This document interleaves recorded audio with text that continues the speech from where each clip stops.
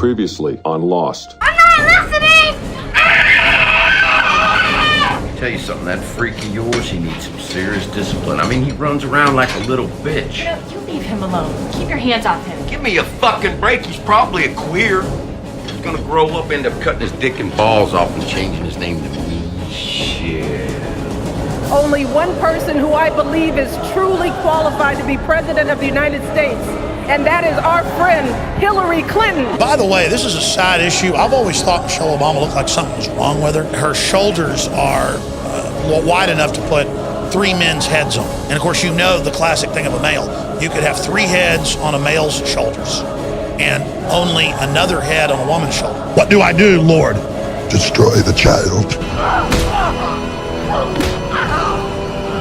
Corrupt them all. This is their plan, people. These are demons. Mainline liberal sites think she's a man. Don't forget the famous comedian Joan Rivers. And do you think that the country will see the United States will see the first gay president or the first woman president? We already have it with Obama. You know Michelle is a tramp.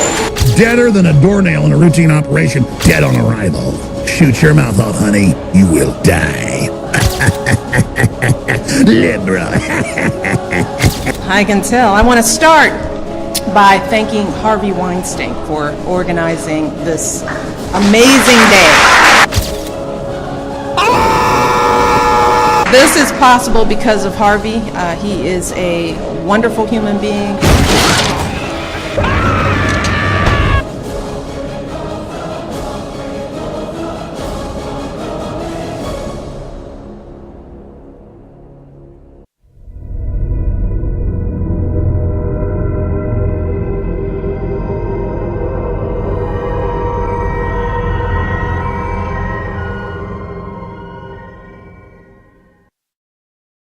Alright, so 15 years have passed and Michael Myers is now an adult. Aw shit, these stupid looking paper-mache masks sure are scary.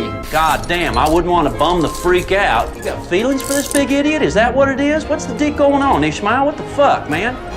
You know what? I've been taking care of this kid for almost 20 years. And me and him, you know what? Never mind. Just shut up. You know, just keep your hands off his thing. Oh yeah, I forgot this movie actually managed to have at least one likable character. And we get to see yet another conversation between Michael and Dr. Loomis. In a weird way, you've become like my best friend. Huh. It just shows you how fucked up my life is. Yeah, okay, whatever. No psychologist would ever say something like that to their patient. Even a shitty psychologist wouldn't say that if they knew they were being watched, and there's clearly cameras all over this place. I mean, could you imagine if out of nowhere your therapist was just like, man, I can't believe I spent so much time with someone as fucked in the head as you are. All around me are familiar faces, worn out. I've done all I possibly can for you. So, I'm sorry to tell you that this is going to be my last day. Okay, now this is just getting pants-shitting retarded. A relationship between a patient and a psychologist or therapist or whatever only ends when the patient says so or if the psychologist retires. I have never heard of a situation where a psychologist was just like, oh, to hell with it. I've done everything I've could and you're still fucked in the head. I'm done. I should go back to being a school counselor with how useless I am. Alright, so then Dr. Loomis decides to capitalize on the fact that he was the psychologist of Michael Myers by releasing a book about him. Behind these eyes, one finds only blackness, the absence of light. These are the eyes of a psychopath.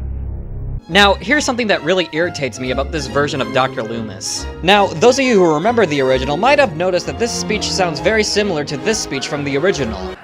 I met this 6-year-old child with this blank, pale, emotionless face and the blackest eyes, the devil's eyes. This version of Dr. Loomis gave this speech as a warning to the cops of Haddonfield of what kind of escaped killer they're dealing with. All this Dr. Loomis is doing is using his failure as a psychologist to write what's pretty much propaganda and capitalizing off the fear of others. Basically, they turned Dr. Loomis into Alex Jones. I mean, Michael Myers is still locked up, so what's the point of any of this fear-mongering shit other than money? Why would you take one of the most likable characters from the original and turn him into a money-grubbing fear-mongerer? Alright, so after that shit, we cut back to the asylum where we get an oh-so-funny comic relief moment from the guards. Have a donut, Larry. Relax. A donut? Donut, do you know how many sit-ups it takes to work off a goddamn donut? Oh, look at that. They made a cop and a donut joke. That joke's never been made in the history of anything ever. Good job. You're so fucking original. And then they get assigned to move Michael Myers to another asylum.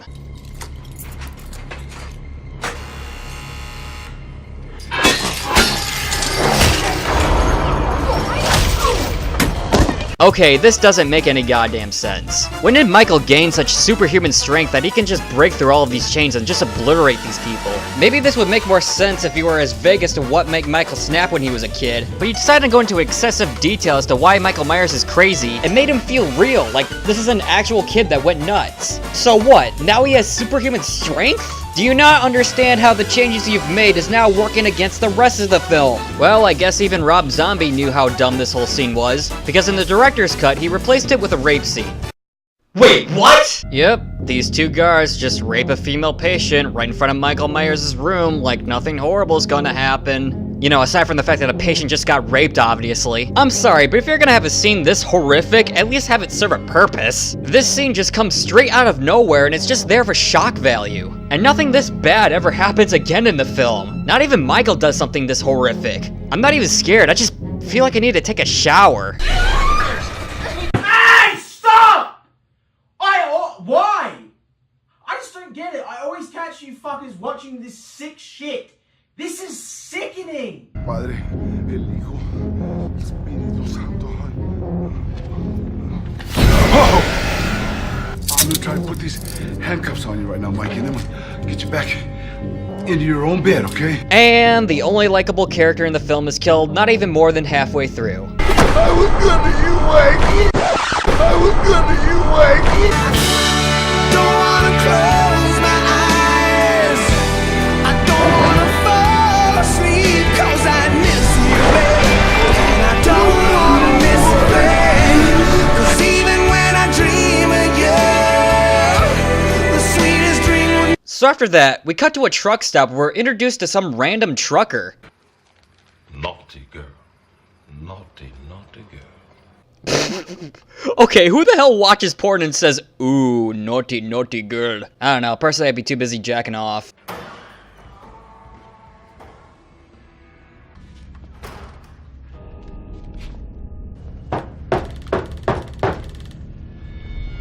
Hey buddy, just give you a heads up.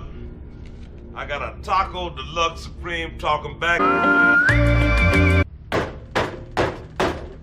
Damn, Michael really needs to take a shit. Look, brother. If you're looking for some kind of action, you better take it on the arches before I'm done dropping this load. I'm sorry, but I'm pretty sure it's impossible to sound like a badass in the context of taking a shit. And you will know my name is the Lord when I drop this deuce and bust a cap in your ass. So blah blah fucking blah, this guy tries to be intimidating and Michael kills him.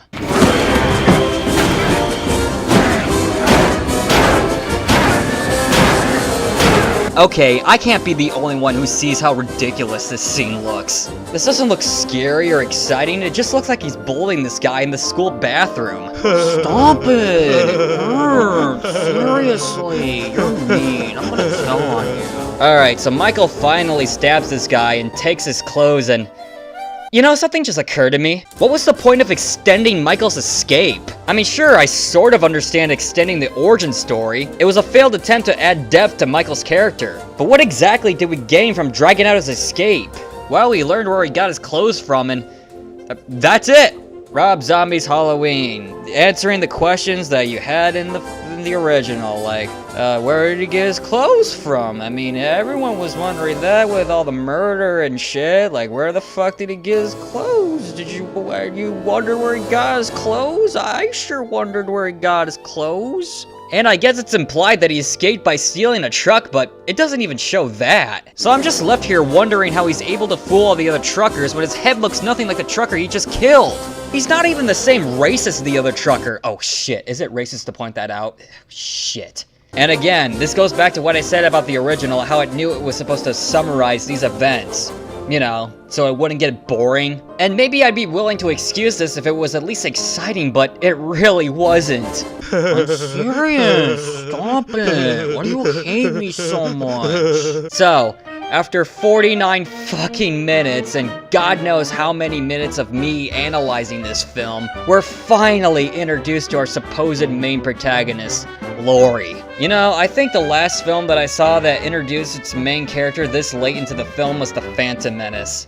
That's not a good sign. So, if you remember Laurie from the original, she was kind of a bookworm and didn't get nearly as many dates as her friends and was more concerned about her job as a babysitter. Not too deep of a character, but she was at least likable and serviceable to the film. This Laurie, on the other hand...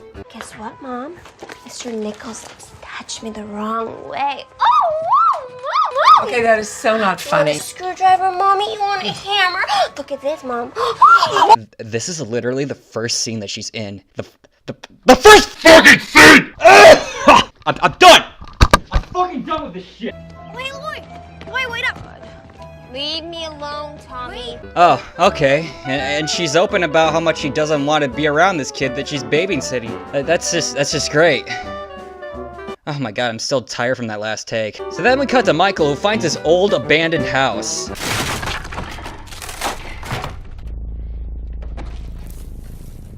Oh shit, he found his old mask! Wait, who buried that mask under the floorboard, and how did Michael know where to get it? Did Michael bury it?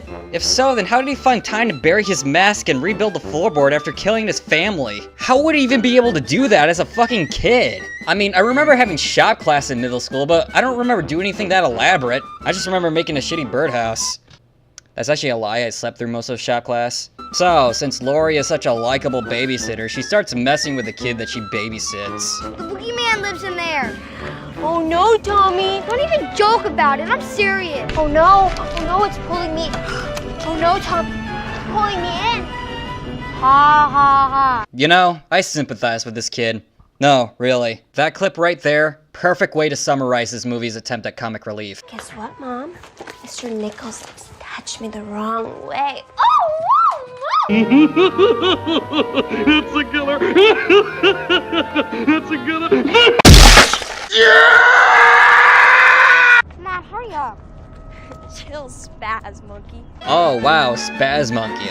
Why hasn't this chick been fired? So then we cut back to Laurie talking to her friends at school and... And I really hate lying. You know that. What are you, Mother Teresa? No. Yes, she is. Look at her. She's like a little angel. She's motherfucking Teresa. Look at this, Mom.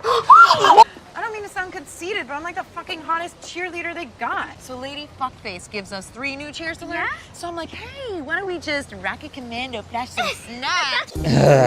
You know, I'm not gonna act like the original film was perfect. I mean, some of the teenage conversation in that film were annoying too. But at least in that film, Laurie acted so different from the rest of her friends that we had someone to relate to. But since Laurie acts no different from the rest of her group, I'm just left sitting here listening to a bunch of annoying teenagers talk to each other about stupid bullshit with poorly written dialogue. Alright, so then we cut back to Dr. Loomis, who's at the cemetery with a gravedigger. Oh no, not only did Michael steal a tombstone from the cemetery, but it's even scarier now because he replaced it with a dead animal on a crucifix. Ooh! You know, say what you want about the original, but at least it had subtlety. I'll elaborate more on that later, but I wanted to just briefly bring this point up because... God, this thing looks stupid. Like, is Michael worshipping dead animals now, or is he a Satanist and just mistake this thing for Jesus? Actually, now that I think about it, considering how much Rob Zombie needlessly extended so many scenes, I'm surprised he didn't show a 10-minute long scene of him stealing the tombstone. Alright, so then we cut back to the slutty teenager and her boyfriend. Dude, it fucking totally sucks that they're selling this place. Oh, so you brought back the running gag of her saying totally all the time? Great. The one time you don't change something from the original, it's like the most annoying thing about it. Don't worry, dude. We'll find another house to party in. What? Okay, this is just fucking dumb. Even for a group of dumb teenagers, this is pretty stupid. This thing is right in the middle of the suburbs, and there's a giant no trespassing sign, and your fucking car is parked right next to it. You're just asking to get caught. So then this guy gets nailed to the wall, just like in the original, and yeah, it's obvious fan service, but for me, all it is a reminder that this film didn't need to be remade. Not to mention the fact that we've already seen Michael kill God knows how many people in the first hour, which makes this scene so underwhelming. Like, I'm not thrilled or even scared for that matter, because there's no real build-up to anything. We've seen Michael do this shit countless times. And they redo the ghost bit from the original.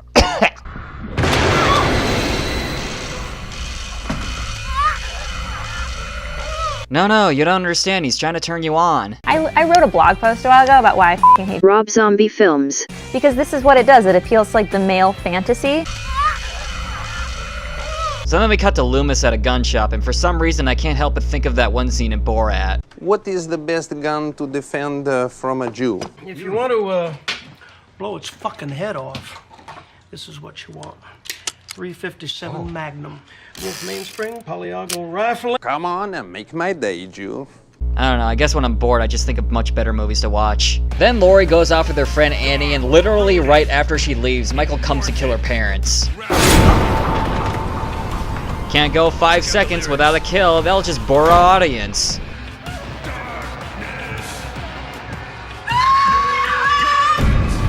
Oh my god. You actually didn't show what happened to Michael's victim and left it to our interpretation. I mean, that must have taken some serious restraint on your part. Now I have to wonder what's taking Michael so long to just kill this bitch already. I mean, I guess he just likes to watch people suffer, but just getting dull and repetitive.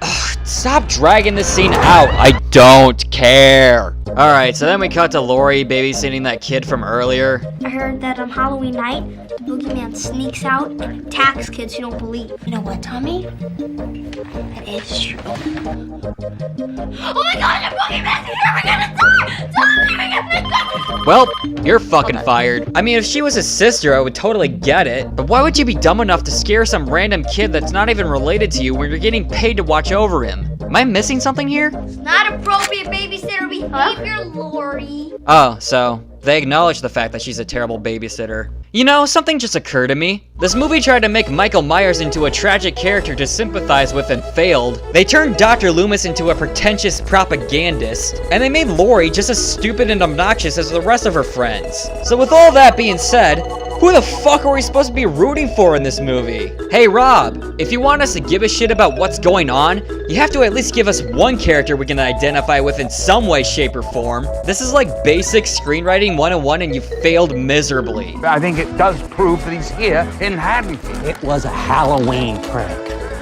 Kids pull shit like that all the time. The stone will be returned tomorrow. Dude, no cop would ever act like this. Even if it turned out to be just a prank, bro, no one would ever just assume they would return it tomorrow. Isn't grave robbing like highly illegal anyway? What the hell kind of cop are you? So then Lori's friend Annie comes over with her sister and god damn it, I'm bored. I mean, you need a boyfriend! Annie, I don't need a boyfriend. No, that's not, I meant, you need Annie.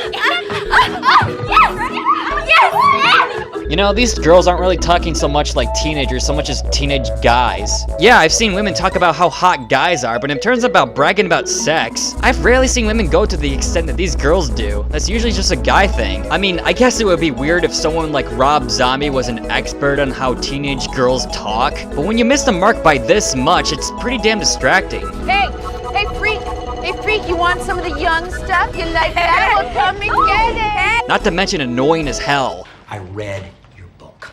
I know exactly who you are, and frankly, I don't like you. And I'll tell you something else. I think you have created quite the masterpiece of a monster off the blood of this town, because monsters sell books. R-E-S-P-C-T, find out what it means to me. Okay, so these two start fucking, and then Michael shows up behind him, and then... Ugh. I mean, Jesus Christ, you waited until now to build suspense with a fake-out scene after killing 30 fucking people in this movie? Maybe this would work if A, I gave a shit about these two, and B, you didn't already make it obvious that this movie was gonna be more about spilling blood and guts and less about building suspense. Okay, so Michael finally kills the boyfriend, and then this happens.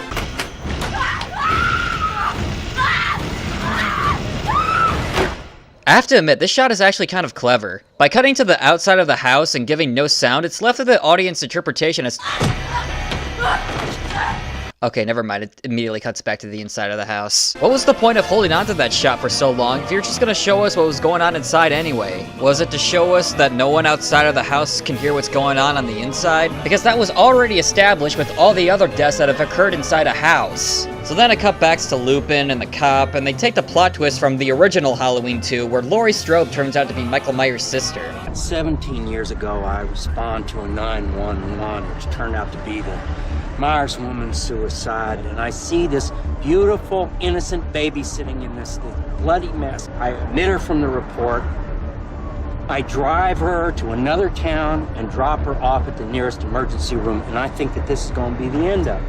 About 3 months later, I find out from a friend of mine, Mason Strode, that he's adopted the baby. I don't know, am I the only one who thinks this plot twist is kind of dumb? I mean, regardless of where it originally came from, I feel like the writers of that film just watched Empire Strikes Back and was like, oh yeah, that plot twist is fucking awesome, we should make a horror movie equivalent to that twist. Well, I can't have Michael Myers be Laurie's father because that would be too similar to that twist. Nah, fuck it, just make it his sister, who cares? It's a fucking horror movie sequel, no one's watching this shit. And then Laurie goes back to Annie's place to find this.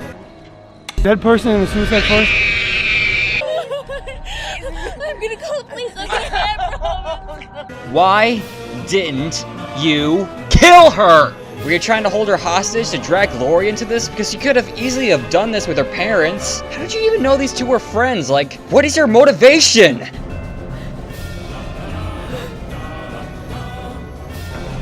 What the fuck are you even doing? She's obviously still alive. Why are you leaving her alive? Like, what is your motivation? And then Michael finds Laurie.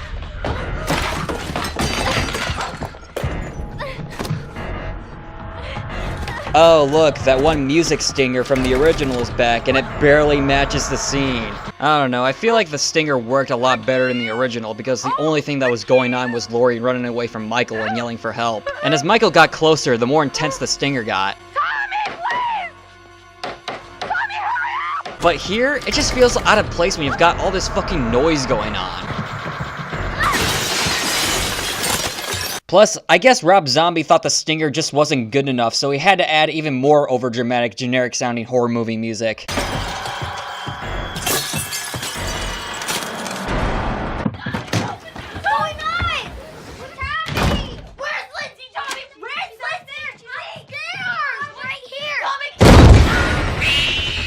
Oh man, you know what the original Halloween needed?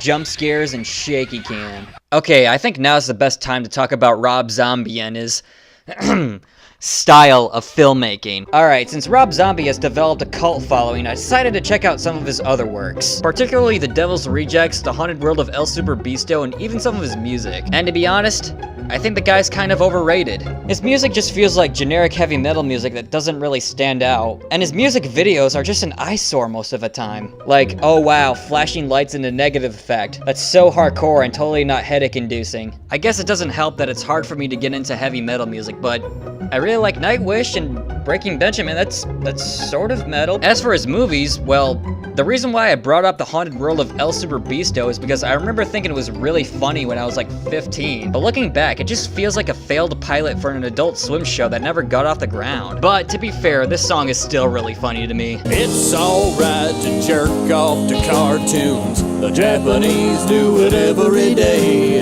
So rub one out for the USA. The USA! What can I say? I like giving credit where credit is due. And I brought up The Devil's Rejects because it's widely considered to be his best film. And, I don't know, a lot of the stuff that I complain about here are in The Devil's Rejects as well. Such as annoying dialogue, questionable cinematography choices. I mean, it's just two people talking, get a damn tripod. Questionable editing choices. Like, are we watching a PowerPoint presentation now or something? Overall, I just think the guy tries way too hard to be edgy and hardcore. I mean, just the name Rob Zombie kind of sounds like something a middle schooler wrote on his desk and was all like, yeah, Rob Zombie, that's my name, Rob Zombie. I mean, if you like his films, that's great, but personally, I think calling The Devil's Rejects a horror masterpiece is like calling McDonald's a 5-star restaurant. Now, the reason why I discuss Rob Zombie's filmography cinematography is because I think it proves that Rob Zombie was the wrong person to give a Halloween film to.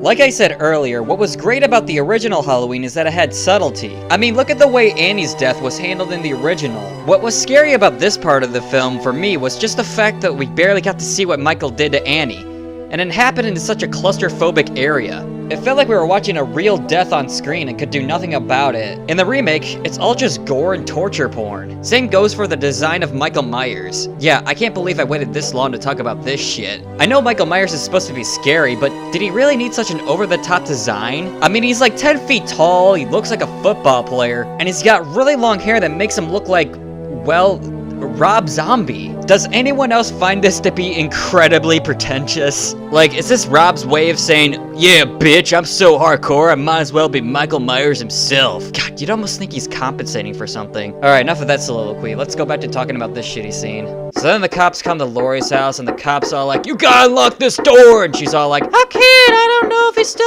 out there. You know, trying to build suspense despite the fact that I stopped giving a shit a long time ago. And yep, you guessed it. Michael kills the cop, and then grabs Laurie, and then more shaky cam. This movie's so fucking repetitive. I mean, seriously, for a film that prides itself on extending upon the original, what actually happens in this movie? Michael kills someone, Michael kills someone, Michael kills someone, Michael kills someone, Michael kills someone, Michael kills someone, Michael kills someone, Michael kills someone, Michael kills someone, Michael kills someone, Michael kills someone, Michael kills someone, Michael kills someone, Michael kills someone. You see what I'm saying? This movie did not need to be an hour and 50 minutes. Say what you want about the original, but it had way better pacing and was only an hour and a half long. Not just under 2 hours. Okay, so then Michael knocks out Laurie and brings her to the abandoned house. I'm not sure how he knocked her out since there's no huge mark on her head that would indicate some blunt trauma. I don't know, maybe he had some chloroform on him.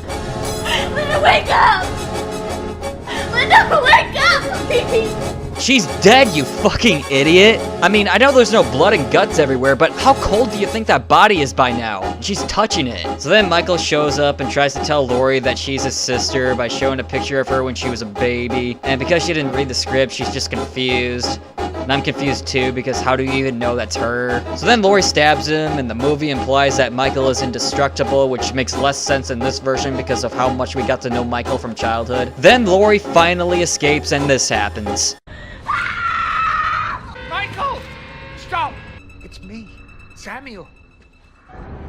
Michael! Stop!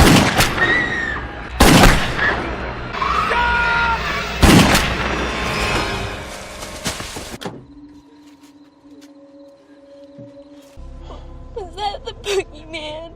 Oh my god! It's Laurie's last line from the original! What's the boogeyman? As a matter of fact, it was. That means it's over! Yes! It's finally over! As a matter of fact, I do believe it was.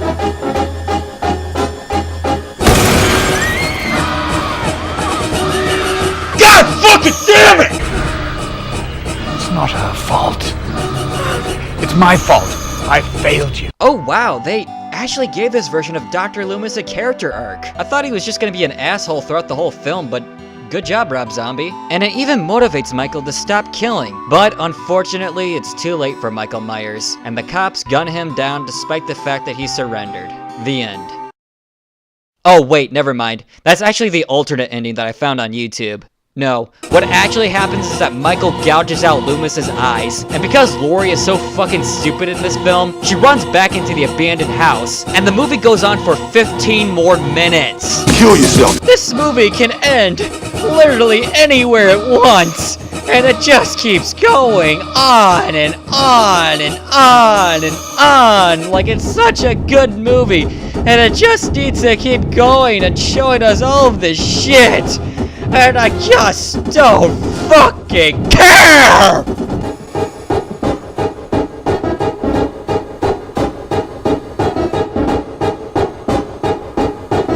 God damn it, just end already!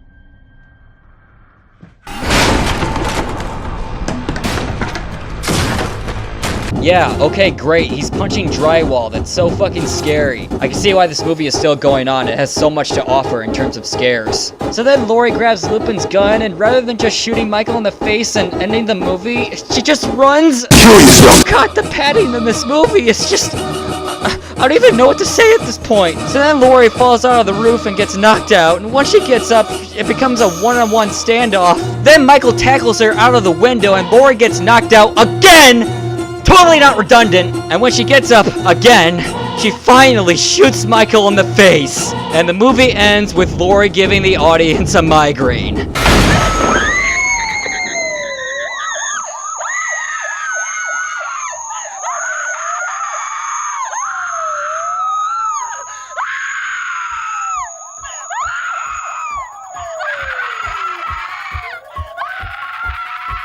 God damn this movie! Wait, Harvey Weinstein was an executive producer on this film? I guess that's just one more crime to add to the list. Well, yeah, we've never seen a 10-year-old serial killer film before. Yeah, no, I would have. You know what? The weird thing was, if this was 100% an original idea and not, Halloween, I might have done that. But since I would have thought that probably everyone in America would have been pissed if classic Michael Myers had not arrived at some point. I would have been pissed if I went to see Batman Begins and he never put the bat suit on for 2.5 hours. Really? Wouldn't you? Actually, you wouldn't feel a little jip? Maybe before, but when I was watching that movie, Christian Bale's performance in that movie, just as Bruce Wayne, I thought was compelling enough. That's true that